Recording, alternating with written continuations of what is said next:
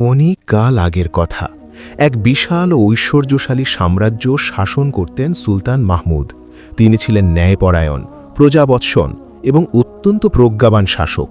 তার রাজ্যে সুখ ও শান্তির অভাব ছিল না। রাজকোষ ছিল স্বর্ণমুদ্রায় পূর্ণ। কিন্তু এই অঢেল প্রাচুর্যের মাঝেও সুলতানের মনে এক অদ্ভুত অস্থিরতা বিরাজ করত। তিনি প্রায়ই ভাবতেন, মানুষের জীবনের প্রকৃত সত্য কী? এই দৃশ্যমান জগতের আড়ালে এমন কি গভীর রহস্য আছে যা সাধারণ মানুষ উপলব্ধি করতে পারে না? এই আধ্যাত্মিক তৃষ্ণা নিবারণের জন্য তিনি এক বিচিত্র ঘোষণা করলেন। সুলতান তার বিশাল দরবারে উজির, নাজির এবং প্রজাদের সমভেদ করে ঘোষণা করলেন, আমি 3টি প্রশ্ন করব।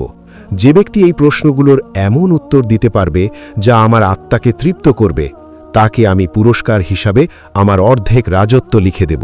কিন্তু সাবধান, যদি কেউ উত্তর দিতে এসে আমাকে সন্তুষ্ট করতে ব্যর্থ হয়, তবে তার সমস্ত স্থাবর অস্থাবর সম্পত্তি বাজেয়াপ্ত করা হবে এবং তাকে আমৃত্যু অন্ধকার কারাগারে বন্দী থাকতে হবে। এই ঘোষণা সাম্রাজ্য জুড়ে আলোড়ন সৃষ্টি করল। অর্ধেক রাজত্বের লোভ ছিল অকল্পনীয়। বহু দেশি বিদেশি পণ্ডিত, দার্শনিক এবং তাত্ত্বিকরা দরবারে আসতে শুরু করলেন। কিন্তু সুলতানের প্রশ্নগুলো ছিল এতটাই গভীর ও মনস্তাত্ত্বিক যে কারও উত্তরই সুলতানের হৃদয়ে রেখাপাত করতে পারল না। একে একে শত শত জ্ঞানী ব্যক্তি তাদের পাণ্ডিত্যের অহংকার নিয়ে এসে ব্যর্থ হলেন এবং রাজকীয় শর্ত অনুযায়ী শিকলবন্দী হয়ে অন্ধকূপে বিক্ষিপ্ত হলেন। রাজ্যে এক ধরনের আতঙ্ক ছড়িয়ে পড়ল। মানুষ ভাবতে লাগল, সুলতান হয়তো কেবল নিরপরাধ মানুষদের বন্দী করার জন্যই এই ফন্দি এঁটেছেন। রাজধানী থেকে বহু দূরে এক নির্জন পাহাড়ি এলাকায় একটি জরাজীর্ণ কুঁড়ে ঘরে বাস করতেন শেখ ফরিদ। তিনি ছিলেন এক নিভৃতচারী দরবেশ, যার দিনের অধিকাংশ সময় কাটত আল্লাহর ইবাদতে এবং রাতের আকাশ দেখে স্রষ্টার মহিমা চিন্তায়। পার্থিব জগতের কোনো মোহ তার ছিল না। যখন কয়েকজন পথচারীর মুখে তিনি সুলতানের এই কঠিন শর্ত এবং নিরপরাধ পণ্ডিতদের দুর্দশার কথা শুনলেন, তার দয়ালু অন্তর ব্যথিত হয়ে উঠল। তিনি ভাবলেন, সুলতান সত্যের সন্ধান করতে গিয়ে অন্যায়ের পথে হাঁটছেন। আমাকে যেতে হবে, কেবল সুলতানকে উত্তর দিতে নয়, বরং ওই বন্দীদের উদ্ধার করতে এবং সুলতানের আত্মার চোখ খুলে দিতে। পরদিন সকালে শেখ ফরিদ তার পুরনো লাঠিটি হাতে নিয়ে দীর্ঘ পথ পাড়ি দিয়ে রাজদরবারে পৌঁছলেন। তার জীর্ণ পোশাক আর ধুলোমাখা চেহারা দেখে প্রাসাদের প্রহরীরা অট্টহাসিতে ফেটে পড়ল। তারা তুচ্ছ তাচ্ছিল্য করে বলল, ওহে ফকির, এখানে বড় বড় পণ্ডিতরা এসে জেল খাটছে, আর তুমি এসেছো রাজত্ব নিতে? যাও, এখান থেকে বিদে হও। কিন্তু দরবেশের চোখের শান্ত ও স্বর্গীয় জ্যোতি দেখে প্রহরীরা একসময় দমে গেল। তার অটল আত্মবিশ্বাস দেখে শেষ পর্যন্ত তাকে সুলতানের সামনে যাওয়ার অনুমতি দেওয়া হলো। সুলতান মাহমুদ সিংহাসনে বসে দরবেশকে দেখলেন। তার সাধারণ বেশভূষা দেখে সুলতানও কিছুটা সন্দিহান হলেন, তবে দরবেশের নম্র অভিবাদন এবং শান্ত কণ্ঠস্বর তাকে কৌতূহলী করে তুলল। সুলতান গম্ভীর কণ্ঠে তার প্রথম প্রশ্নটি করলেন, বলুন দরবেশ, দুনিয়ার সবথেকে কঠিন কাজ কি?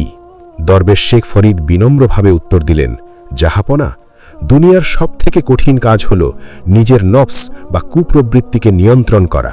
মানুষ হাজার মাইল পাড়ি দিতে পারে, বড় বড় পাহাড় জয় করতে পারে, কিন্তু নিজের মনের ভেতরের লোভ, ক্রোধ আর অহংকারকে জয় করতে পারে না। মানুষের প্রবৃত্তি তাকে সর্বদা মরীচিকার পেছনে দৌড়াতে বাধ্য করে। যে ব্যক্তি নিজের ইচ্ছাকে স্রষ্টার ইচ্ছার কাছে সমর্পণ করতে পারে, সেই প্রকৃত বিজয়ী। সুলতান কিছুক্ষণ স্তব্ধ হয়ে রইলেন। তার মনে পড়ে গেল অতীতে নেওয়া এমন অনেক সিদ্ধান্তের কথা যা তিনি কেবল নিজের জেদ বা অহংকারের বশবর্তী হয়ে নিয়েছিলেন। তিনি দ্বিতীয় প্রশ্নটি করলেন, সবথেকে অদ্ভুত জিনিস কি? দরবেশ উত্তর দিলেন, সবথেকে অদ্ভুত জিনিস হল মানুষের হৃদয়। এটি একটি বিশাল সমুদ্রের মতো, যার গভীরতা মাপা অসম্ভব। এই হৃদয়ে একই সাথে অসীম করুণা আবার চরম নিষ্ঠুরতা বাস করে। এটি এক মুহূর্তে আল্লাহর নূরে আলোকিত হতে পারে, আবার পরক্ষণেই শয়তানের প্ররোচনায় অন্ধকার হয়ে যেতে পারে। মানুষের হৃদয় ক্ষণে ক্ষণে তার রং বদলায়। আজ যে বন্ধু, কাল সে শত্রু। এই পরিবর্তনশীলতাই হৃদয়ের সবথেকে বড় রহস্য। সুলতান এবার সরাসরি দরবেশের চোখের দিকে তাকালেন। তিনি বুঝতে পারলেন এই দরবেশ সাধারণ কেউ নন। তিনি তার শেষ ও সবথেকে গূঢ় প্রশ্নটি করলেন, সবথেকে গভীর কথা কি? দরবারে পিন পতন নীরবতা। দরবেশ দীর্ঘশ্বাস ফেলে বললেন, সুলতান, সবথেকে গভীর কথা হল মৃত্যু। এটিই জীবনের একমাত্র ধ্রুব সত্য, যা প্রতিটি প্রাণীর মাথার উপর অদৃশ্য তলোয়ারের মতো ঝুলছে।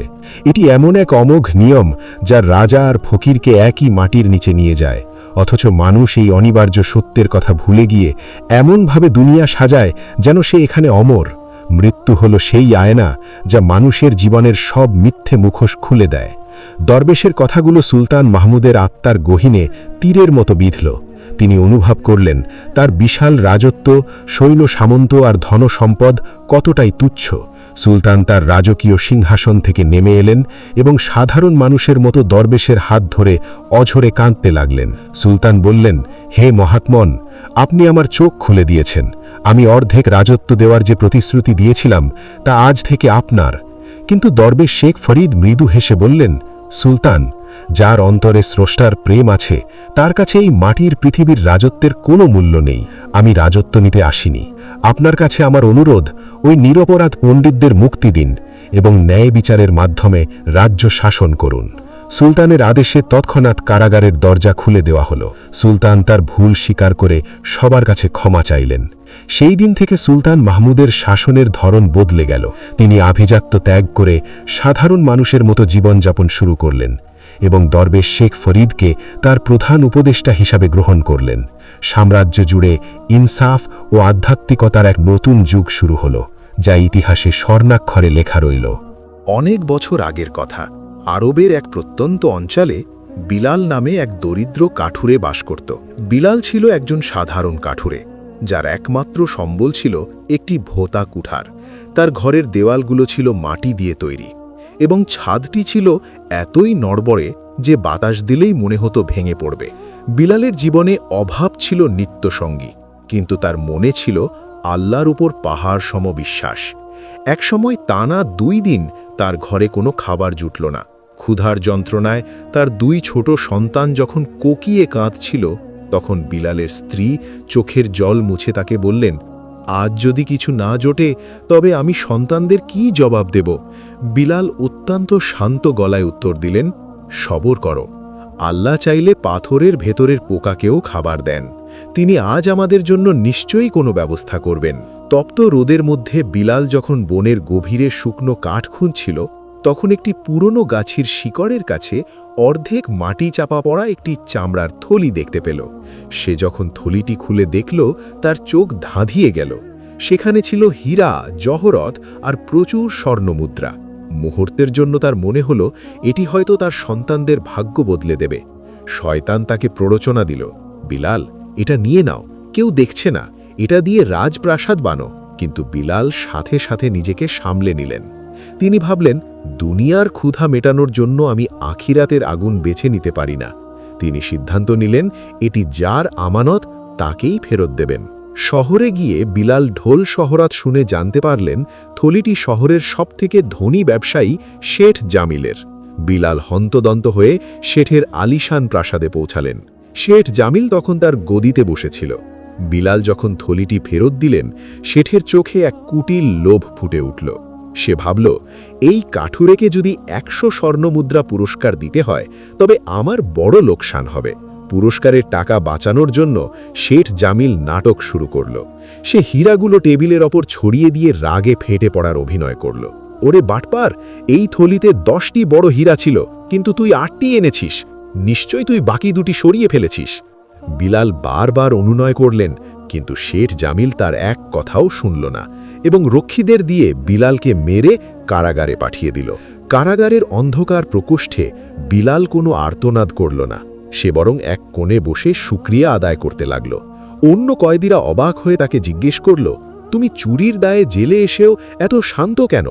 বিলাল হাসি মুখে বললেন, যে আল্লাহ আমাকে জঙ্গলে হীরা দিতে পারেন, তিনি এখানেও আমাকে রক্ষা করবেন। এদিকে পরদিনই শেঠ জামিল তার মালামাল নিয়ে অন্য শহরে যাচ্ছিলেন। পথিমধ্যে মৃত্যু উপত্যকা নামক এক জায়গায় ডাকাতরা তাকে ঘিরে ধরল। তারা শেঠের সমস্ত মালপত্র, ঘোড়া, এমনকি তার আঙুলের আংটিও ছিনিয়ে নিল। শেঠ জামিল যখন রক্তাক্ত অবস্থায় রাস্তার ধুলোয় পড়েছিলেন, তখন তার মনে পড়ল নিরপরাধ বিলালের কান্নার কথা। তিনি বুঝতে পারলেন এটি বিলালের চোখের জলের অভিশাপ। শহরের সুলতান ছিলেন অত্যন্ত ন্যায়পরায়ণ। তিনি জেলের পাহারাদারের কাছে বিলালের ইবাদত ও ধৈর্যের কথা শুনে কৌতূহলী হলেন। তিনি এক রাতে সাধারণ এক মুসাফিরের ছদ্মবেশে বিলালের সাথে দেখা করতে কারাগারে গেলেন। বিলালের সাথে কথা বলে সুলতান অবাক হয়ে দেখলেন বিলাল শেঠ জামিলকে অভিশাপ দেওয়ার বদলে তার জন্য মায়া অনুভব করছেন, কারণ শেঠ এখন নিঃস্ব। সুলতান তক্ষণই সত্যিটি বুঝতে পারলেন। পরদিন সুলতান রাজদরবারে এক বড় বিচার সভা বসালেন। বিলালকে শিকল মুক্ত করে আনা হলো আর শেঠ জামিলকে জরাজীর্ণ অবস্থায় হাজির করা হলো। সুলতান যখন নিজের ছদ্মবেশী পরিচয় প্রকাশ করলেন, শেঠ ভয়ে সুলতানের পায়ে লুটিয়ে পড়ে সব সত্যি স্বীকার করল। সে কাঁদতে কাঁদতে বলল, হুজুর, আমি 100 দিনার বাঁচানোর লোভে এই মাসুম লোকটির ওপর মিথ্যা অপবাদ দিয়েছিলাম। বিলাল সেই মুহূর্তেই তাকে ক্ষমা করে দিলেন। সুলতান বিলালের এই আকাশসম মহত্ব দেখে চোখের জল ধরে রাখতে পারলেন না। তিনি সাথে সাথে বিলালকে 1000 স্বর্ণমুদ্রা এবং একটি বিশাল পাকা বাড়ি উপহার দিলেন এবং তাকে রাজকীয় অতিথি হিসাবে ঘোষণা করলেন। কাঠুরে বিলাল আর কোনোদিন ক্ষুধার কষ্ট পায়নি, তবে সে সারা জীবন আগের মতোই সাধারণ মানুষের সেবা করে কাটিয়েছিল। এই গল্পের মূল শিক্ষা হল, সততা এবং ধৈর্য কখনো বৃথা যায় না। আল্লাহর ওপর যারা ভরসা রাখে, আল্লাহ তাদের জন্য অকল্পনীয় রাস্তা খুলে দেন। অন্যের ওপর জুলুম করলে তার সাজা এই পৃথিবীতেই পেতে হয়।